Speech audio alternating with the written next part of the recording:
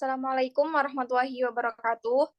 Selamat malam kepada yang terhormat Bapak Didik Suarjadi ADS SMA sebagai dosen pada mata kuliah ini dan juga teman-teman seperjuangan yang saya banggakan.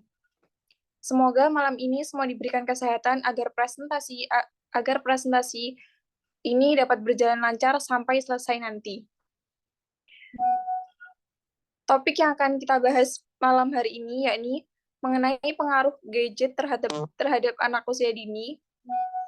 Saya selaku moderator yang bertugas akan memandu jalannya diskusi.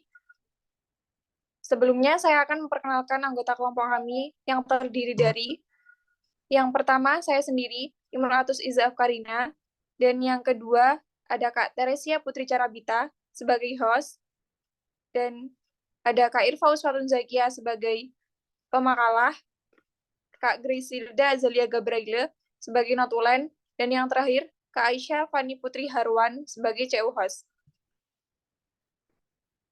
Sebelumnya saya akan membacakan rangkaian acara pada malam ini, yaitu yang pertama pembukaan, yang kedua penyajian materi, yang ketiga sesi tanya-jawab, dan yang terakhir penutup. Baik, acara yang pertama adalah pembukaan. Supaya kegiatan kita hari ini mendapat berkah dan berjalan dengan lancar, mari kita buka kegiatan ini dengan membaca basmalah. Bismillahirrahmanirrahim. Dan untuk sesi selanjutnya, yaitu sesi penyajian materi sebagai inti acara, kepada para peserta diskusi yang untuk itu saya memberi kesempatan kepada penyaji untuk mempresentasikan hasil diskusi. Kepada Kak Irfa Uswatun Zakia dipersilahkan.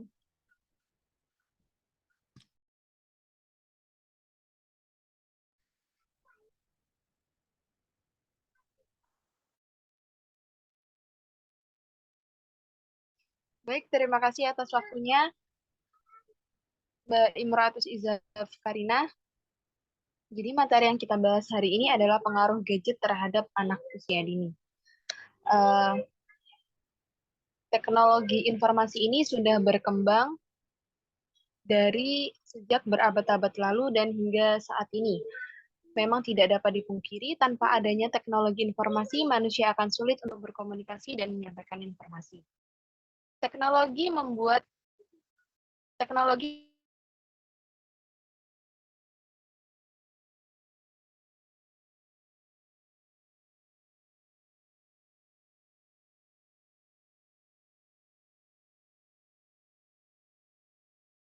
kan dapat dengan mudah dibeli karena harganya yang begitu terjangkau untuk semua kalangan.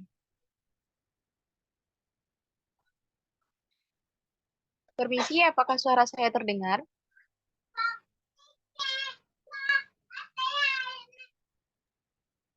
Putus-putus, Kak. Baik. Saya ulangi kembali.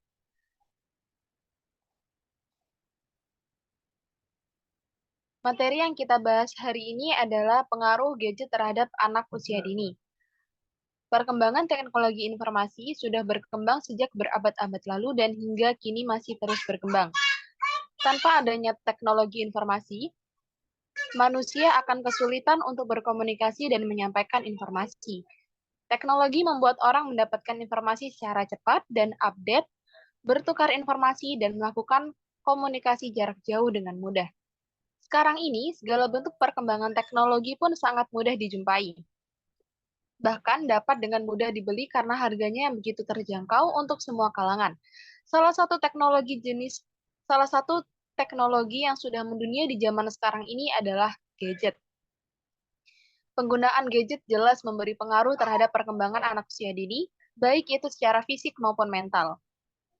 Anak yang kebiasaan menggunakan gadget secara kognitif, anak tersebut akan dapat mengembangkan pengetahuan dan kemampuan berpikirnya melalui permainan atau fitur-fitur yang terdapat dalam gadgetnya. Begitu juga dengan aspek perkembangan bahasanya, mereka akan dapat menambah pengenalan terhadap kosakata baru dalam gadgetnya. Namun demikian, dari aspek perkembangan sosial, mereka akan cenderung kurang bersosialisasi dengan lainnya akibat disibukkan dengan gadget. Next, selanjutnya.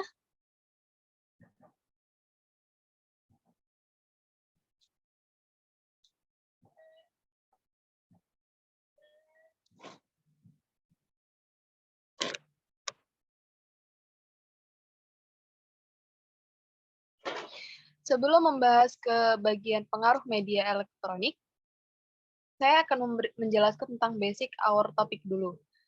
Jadi, apa pengertian gadget itu?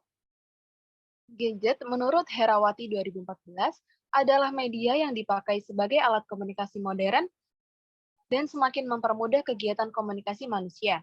Hal ini dapat dipahami bahwa gadget sebagai suatu benda yang diciptakan khusus di era yang serba maju ini dengan tujuan untuk membantu segala sesuatu menjadi mudah dan praktis dibandingkan teknologi sebelumnya. Beberapa contoh gadget yang sering dijumpai antara lain laptop, smartphone, iPad, atau tablet. Saat ini, tablet dan smartphone merupakan jenis gadget yang paling banyak digunakan dikarenakan ukurannya yang kecil dan mudah dibawa sehingga orang menganggapnya lebih praktis. Dan yang selanjutnya adalah pengertian anak usia dini. Anak usia dini merupakan anak yang sedang menjalani suatu proses perkembangan yang pesat sehingga sangat menentukan bagi kehidupan selanjutnya.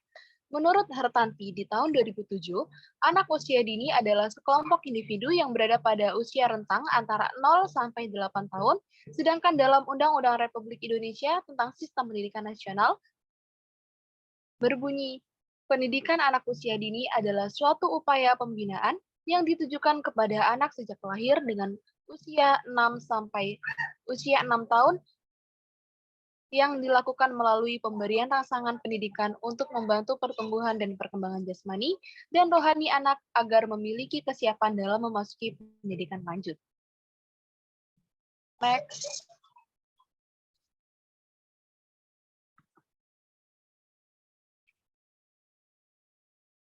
Pengaruh media elektronik.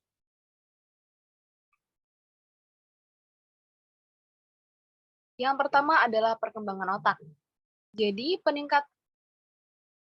selain ada dampak negatif, juga ada dampak positif dari pengaruh media gadget. Yang pertama adalah pengembangan otak. Peningkatan area frontalis otak memegang peranan pada IQ verbal yang rendah berkaitan dengan emosi dan perkembangan area visual yang lebih besar. Dan yang kedua, perkembangan motorik dan fisik. Menurunnya aktivitas ketika masih kecil akan menurunkan keterampilan motorik seperti bermain melempar, menangkap, menendang bola, juga keterampilan berolahraga yang tidak terjadi secara alamiah, melainkan harus dipelajari dan dilatih. Jadi ketika anak fokus dengan gadget, dia akan fokus untuk duduk, anteng, dan hanya memegang handphone. Jadi mereka tidak melatih fisik mereka dengan bermain dengan teman-temannya seperti bermain berlarian, melempar bola, menangkap, dan lain sebagainya. Yang selanjutnya adalah perkembangan kognitif. Seringnya menonton hiburan dan program TV umum, bukan program anak, diduga berperan terhadap penurunan kapasitas intelektual karena anak menjadi malas membaca dan belajar. Selama 3 jam atau lebih per hari, juga lebih beresiko mengalami gangguan pemusatan perhatian. Studi di Amerika Serikat pada usia anak dini kurang dari 3 tahun mendapatkan bahwa banyak menonton TV berdampak negatif pada aspek kognitif anak. Jumlah jam menonton TV pada usia 1-3 tahun disimpulkan berkaitan dengan munculnya gangguan pemusatan perhatian, di mana ketika anak fokus memegang handphone atau gadget, mereka akan fokus dan acuh tak acuh terhadap sekitarnya. Yang selanjutnya adalah perkembangan bahasa dan bicara. Ketika TV menyala, akan memberikan efek seperti kata-kata yang diucapkan orang tua jauh lebih berkurang. Para orang tua tidak banyak berbicara kepada anaknya dan mengakibatkan kurangnya vokalisasi. Terdapat 500-1000 kata-kata yang berkurang untuk setiap jam TV yang menyala. Hubungan antara menonton TV dan gangguan perkembangan bahasa. Tayangan yang miskin kata-kata seperti Teletubbies berkaitan dengan lambatnya penambahan kosakata anak belajar lebih banyak ketika orang berbicara langsung kepada mereka secara nyata ketimbang berbicara melalui TV atau video. Perkembangan sosial dan emosi.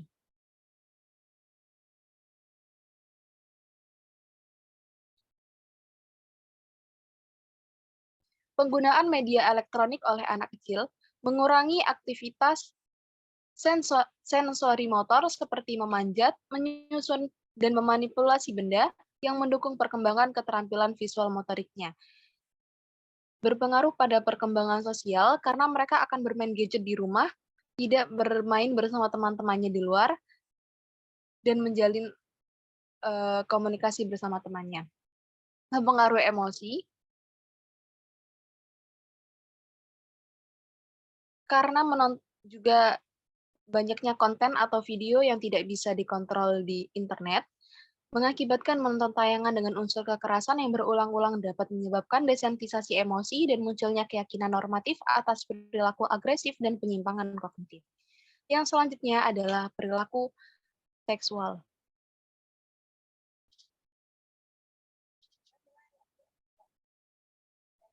Hubungan seksual pertama ini berhubungan bermakna dengan tingginya waktu menonton TV dan tidak adanya pengawasan orang tua terhadap program TV ataupun gadget. Pesan terkait teks dan tindakan seksual merupakan rangsangan psikologis, fisiologis, dan perilaku bagi anak yang menyaksikannya.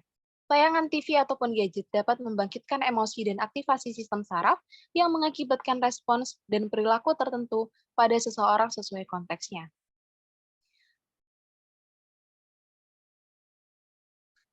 Next.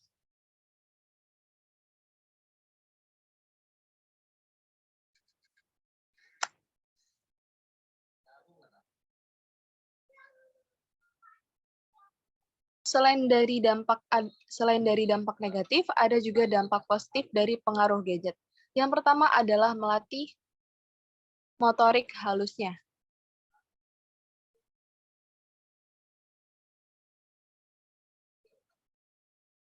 Tidak dapat disangkal bahwa gadget dan teknologi dapat memberikan banyak manfaat bagi anak. Misalnya mereka dapat membantu meningkatkan keterampilan kognitif dan koordinasi tangan mata mereka. Mereka juga dapat mempelajari hal-hal baru dan mengenal budaya yang berbeda melalui penggunaan aplikasi dan internet. Jadi, dampak positif dari pengaruh gadget adalah melatih motorik halusnya, di mana ketika anak bermain gadget akan ada melatih keterampilan sensor motorik dari mata, otak, dan tangan, antara mata, otak, dan tangan. Dan selanjutnya adalah melatih berpikir kritis dan peningkatan IQ.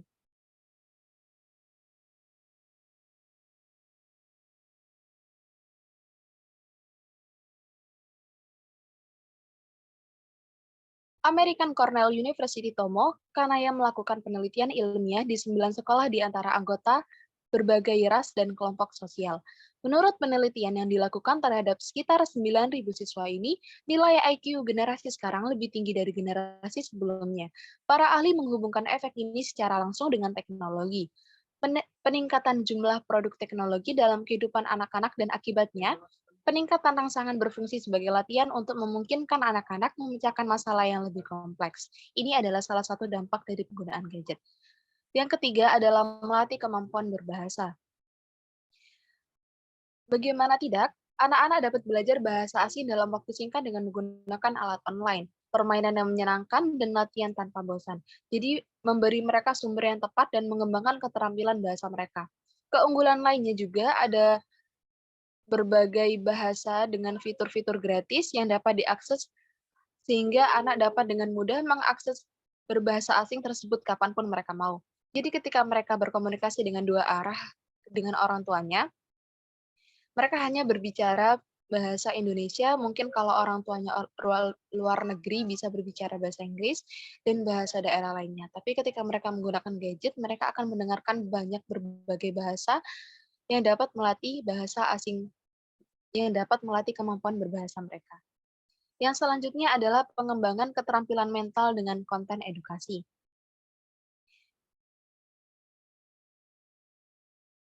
Efek positif internet atau gadget pada pendidikan anak usia dini bisa sangat bermanfaat. Praktik pendidikan dan instruksional seperti game dan aplikasi yang meningkatkan keterampilan kognitif termasuk di antara manfaat ini.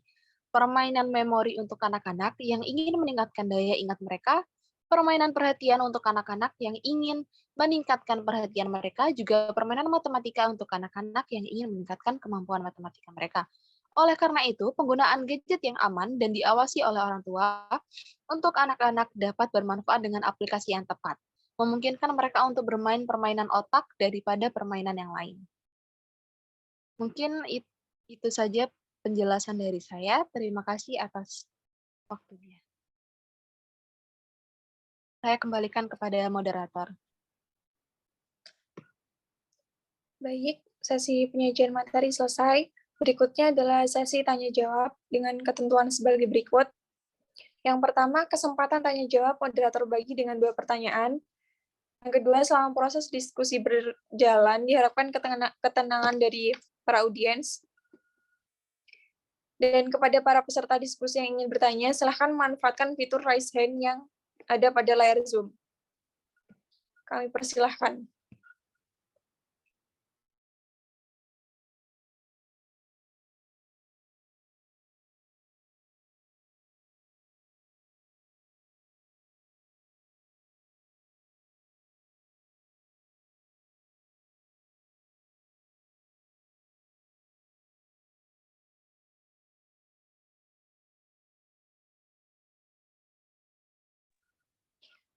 Kami persilakan untuk para audiens yang ingin bertanya.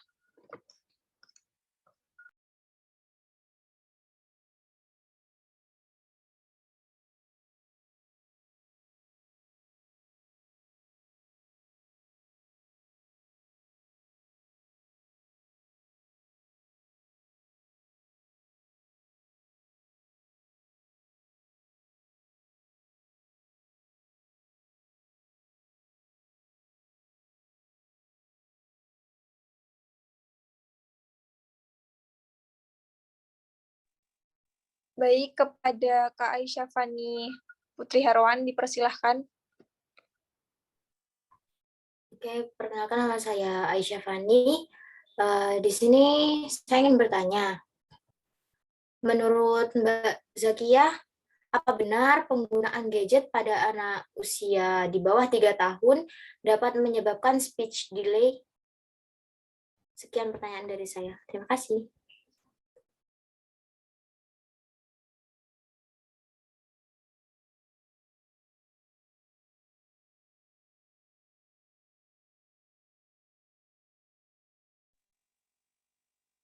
Baik, terima kasih atas pertanyaannya, Kak Aisyah Fani.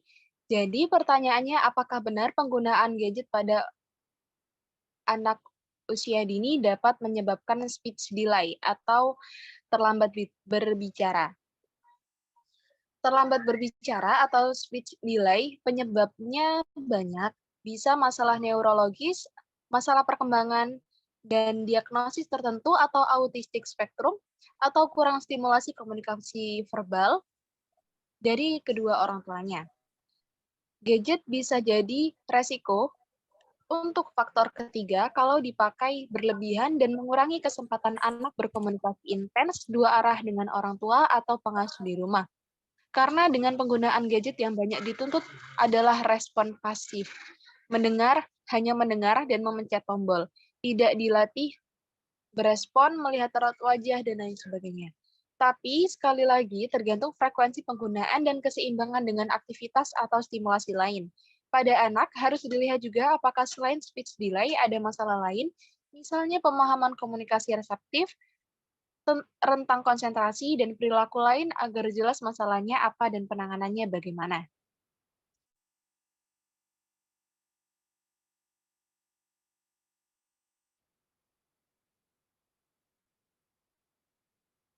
Baik, terima kasih Mbak Zakia atas jawabannya. Dipersilakan untuk audiens selanjutnya yang ingin bertanya.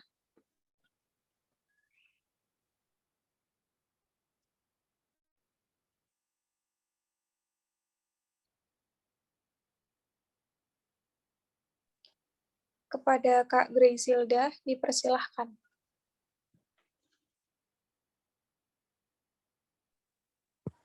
Saya akan bertanya tentang banyak pro kontra seputar game. Ada yang bilang pro dengan alasan dapat membantu anak mengembangkan strategi thinking yang baik. Benarkah demikian? Usia berapa yang direkomendasikan? Ada juga yang kontra dengan alasan dapat membantu ketagihan dan merusak otak. Sebaliknya bagaimana? Terima kasih.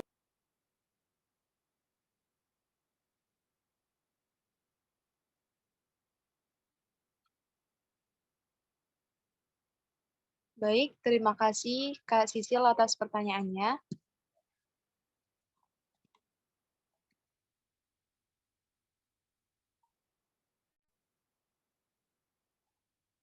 Jadi, game ini kan alat.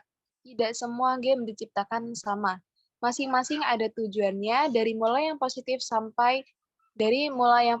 seperti strategic thinking sampai yang negatif. Misalnya mengajarkan kekerasan. Jadi, membantu atau kontra tergantung manfaat dari gamenya.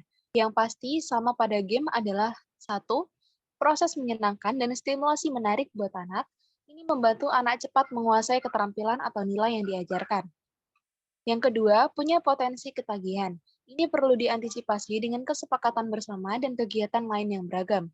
Yang ketiga, banyak yang tingkat aktivitas fisiknya rendah, cenderung membuat anak duduk, jadi game digital perlu kombinasi antara anak yang aktif dan yang pasif. Serta postur tubuh anak saat bermain perlu dibiasakan dengan baik. Sudah cukup? Mungkin ada yang ditanyakan. Ya, terima kasih, Kak.